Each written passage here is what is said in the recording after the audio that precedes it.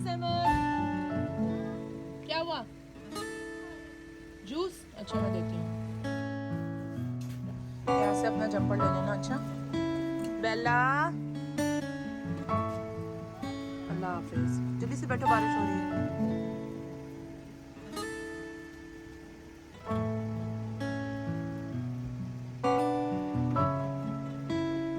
Hello, अस्सलाम वालेकुम। कैसे हैं आप सब लोग?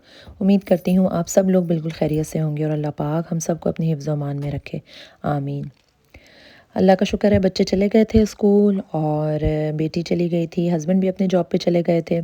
तो आजकल सर्दियाँ होती हैं तो दिल नहीं चाहता है कि उठो, बस दिल चाहता है कंबल में घुसे रहो। तो बस मेरा भी ये हुआ, जब बच्चे चले गए, हस्बैंड चले गए तो मैं आके थोड़ा-सा लेट गई थी कि थोड़ा आराम कर लूँ।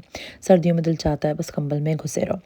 बहरहाल थोड़ी देर मैंने आराम किया और उसके बाद बस मुझे था कि बच्चों के आने से पहले-पहले काम निबट जाएँ, काम बहुत थे, तो फिर मैं उठ गई थी।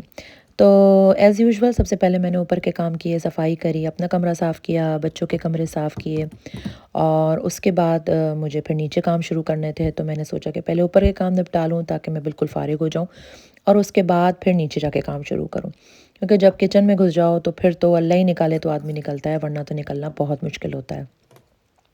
यहाँ मैंने बेटी का कमरा साफ़ किया और ये आप छोटी सी कैंडल देख रहे हैं, बज़ाहिर तो बड़ी छोटी चुन्नी मुन्नी सी है, लेकिन ये है बहुत पावरफुल। इसकी इतनी प्यारी स्मेल है और इसको जलाओ तो पूरे कमरे में इतनी प्यारी खुशबू हो जाती है और मेरी बेटी को ये बहुत पसंद है। तो मैंने कहा उसका कमरा साफ़ करने के बाद थोड़ी देर मैंने उसकी कैंडल जला दी थी कि मैंने कहा चलो वो आएगी तो उसके कमरे में खुशबू हो रही होगी। सर्दियों में इतनी जल्दी-जल्दी नमाज़ें होती हैं कि टाइम ही नहीं मिल पाता है। एक नमाज़ पढ़ के आप फ़ारिग होते हैं और दूसरी नमाज़ का टाइम हो जाता है।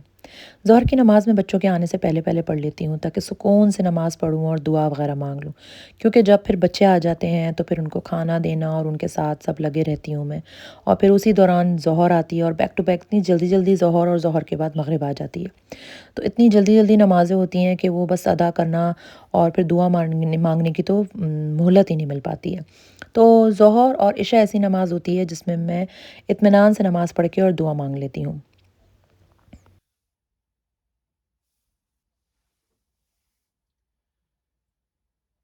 और अब तो माशाल्लाह बस थोड़े से ही दिन रह गए हैं रमज़ान की आमद में। अल्लाह पाक हम सबको खैर आफ़ियत के साथ, ज़िंदगी सलामती के साथ, सेहत के रमज़ान के महीने में लेके जाए और अपने पूरे रमज़ान के रोज़े रखने की और इबादत करने की तौफ़ीक अता फ़रमाए। आमीन। तैयारियां शुरू हो जाती हैं रमज़ान से पहले ही। मैंने भी अभी बहुत सारी तैयारियां करनी हैं, खाने-पीने की चीज़ें भी तैयार करके रखनी हैं।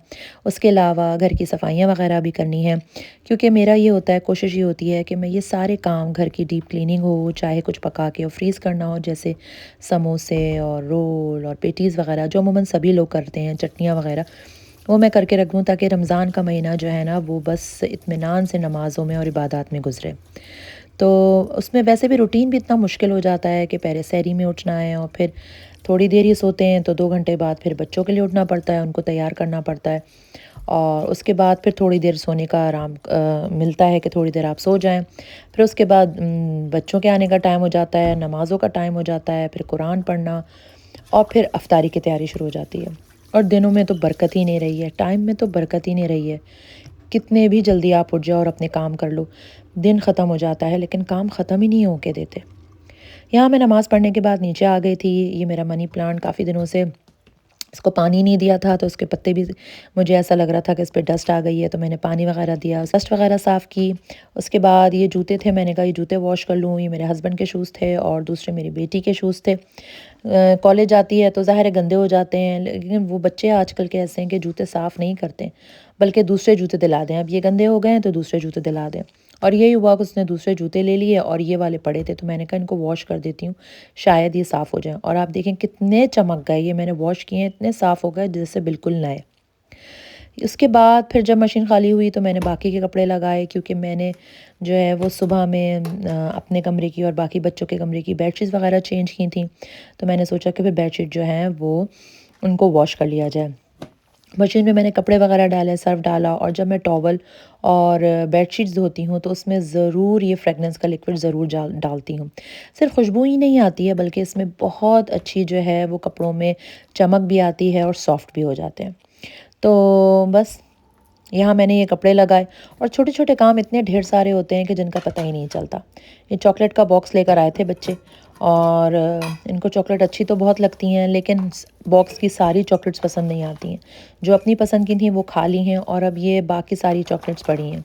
मैंने कहा शायद ये डिब्बे के अंदर पड़ी हैं, इनको इतनी नज़र नहीं आ रही हैं तो इसलिए नहीं खा रहे हैं, चलो जार में डाल देती हूँ, सामने ही देखेंगे तो फिर खा लेंगे।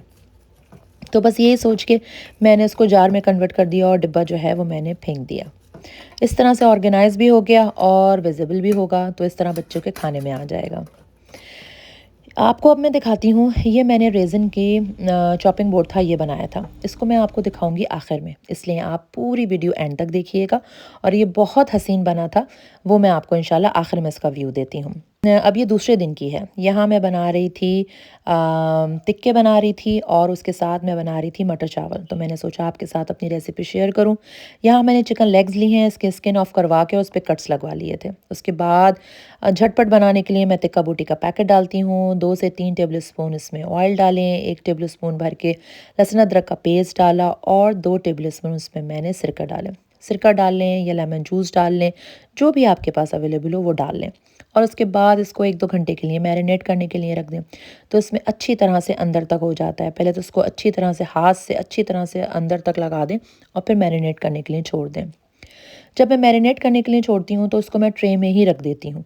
तो 2 घंटे के लिए मैं ट्रे में ही लगा के जो अभी ओवन में जाने वाली है इसमें रख देती हूँ। तो इससे ये होता है कि मैरिनेट हो जाता है और फिर 2 घंटे बाद मैं ये ट्रे उठा के ओवन में पूरी रख देती हूँ। इसको बहुत ज़्यादा हीट पे ना बनाएं, बल्कि हल्की हीट पे थोड़ी देर के लिए इसको रख दें, क्योंकि जब हम बहुत ज़्यादा तेज़ हीट पे इसको बनाते हैं तो ये जल्दी बन के और ड्राई हो जाते हैं। लेकिन जब आप इसको हल्की हीट पे बनाते हैं तो थोड़ी देर तो लगती है, लेकिन अंदर तक नरम और बहुत जूसी रहते हैं और आहिस्ता आहिस्ता अपना पानी रिलीज़ करते हैं और उसी में पकते हैं, तो बहुत जूसी रहते हैं। ज़्यादा हीट पे करने से वो पानी खुश्क हो जाता है, ना सिर्फ पानी खुश्क होता है बल्कि तिक्के भी ड्राई हो जाते हैं। तो बस यहाँ मैंने हल्की आंच पे रख दिया था। अब तकरीबन इसको 1 घंटा लगेगा हल्की आंच पे बनने के लिए। और ये बर्तन थे, मैंने कहा इनको बर्तन हाथ के हाथ धोऊं।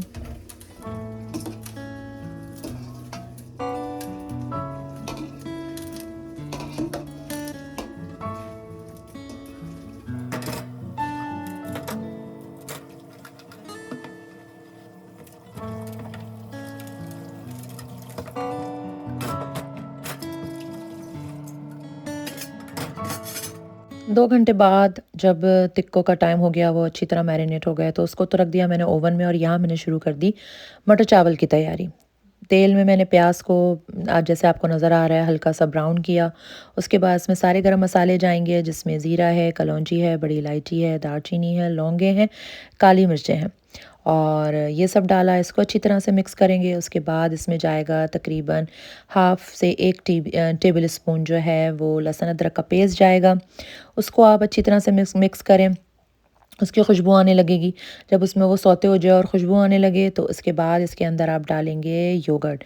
योगर्ट में अक्सर लोग पुलाव में या मटर चावल में टमाटर डालते हैं, तो मैं नहीं डालती, मैं सिर्फ योगर्ट डालती हूँ। तो इसके अंदर मैंने तकरीबन 2 टेबल स्पून इसमें मैंने भर के दही के डाले।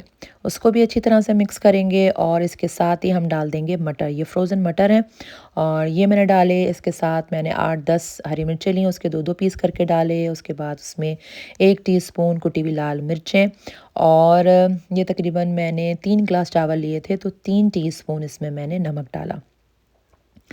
बस इसमें ज़्यादा मसाले नहीं जाते हैं, इसकी अपनी ही हरी मिर्चों की खुशबू और उसी के टेस्ट में बहुत अच्छा लगता है।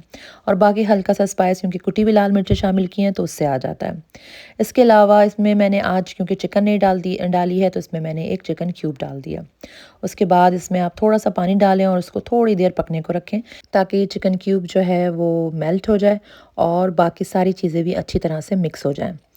5 से 7 मिनट के बाद पानी खुश्क हो गया था, दही और क्यूब सब आपस में अच्छी तरह से मिक्स हो गया था। इसको अच्छी तरह से मिक्स करने के बाद अब इसमें डलेंगे चावल और बस इसमें चावल डाल देंगे और साथ ही इसमें डाल दूंगी पानी और इसको रख दूंगी उबलने के लिए। पानी आपको इतना डालना है कि चावल अच्छी तरह से डूब जाएं और पानी जो है वो उंगली के 2 पोरों के बराबर ऊंचा हो।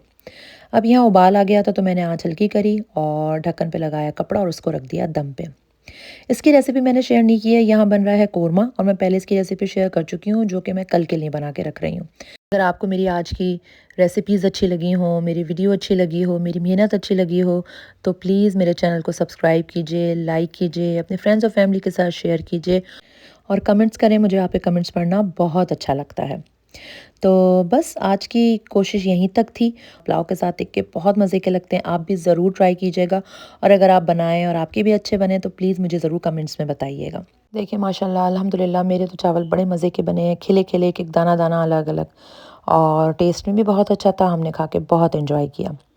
और बस अब ये मेरी प्लेट है और मैं खाना खा रही हूँ और ये मेरा सबसे फ़ेवरेट खाना है क्योंकि एक तो ये पकता बहुत जल्दी है फटाफट और मज़े का बहुत लगता है। अब मैं आपको दिखाती हूँ जो मैंने रेज़िन का चॉपिंग बोर्ड बनाया है। रेज़िन की मैंने और भी चीज़ें बनाई हैं, वो भी आपको आगे दिखाऊँगी और ये अभी फ़िलहाल मैंने ये चॉपिंग बोर्ड बनाया है और ये मैं लेकर ही सिर्फ रेज़िन के लिए लेकर आई थी और इसके ऊपर मैंने ये स्टोन्स लगाए हैं। मैं आपको दिखाने की कोशिश करती हूँ कि आपको रोशनी में अच्छी तरह से नज़र आ जाए। ये देखें इसमें गोल्डन और ब्लैक के टच में बनाया है क्योंकि मेरे किचन में जो है वो और कोई कलर जाता ही नहीं है, ब्लैक और वाइट ही जा रहा होता है। तो फिर मैंने ब्लैक और गोल्डन के टच में बनाया। बहुत प्यारा लग रहा है और जो आ रहा था ना वो उसकी तारीफ़ कर रहा था। बहुत माशाल्लाह अच्छा बना था। आगे मैं आपको कोशिश करती हूँ कि और ज़रा सही तरह से नज़र आए। उम्मीद है आपको अच्छा लगा होगा। इंशाल्लाह अगले व्लॉग में मुलाकात करेंगे। अपना ढेर सारा ख्याल रखें और खुश रहें और दूसरों को भी खुश रहने दें। अल्लाह हाफ़िज़।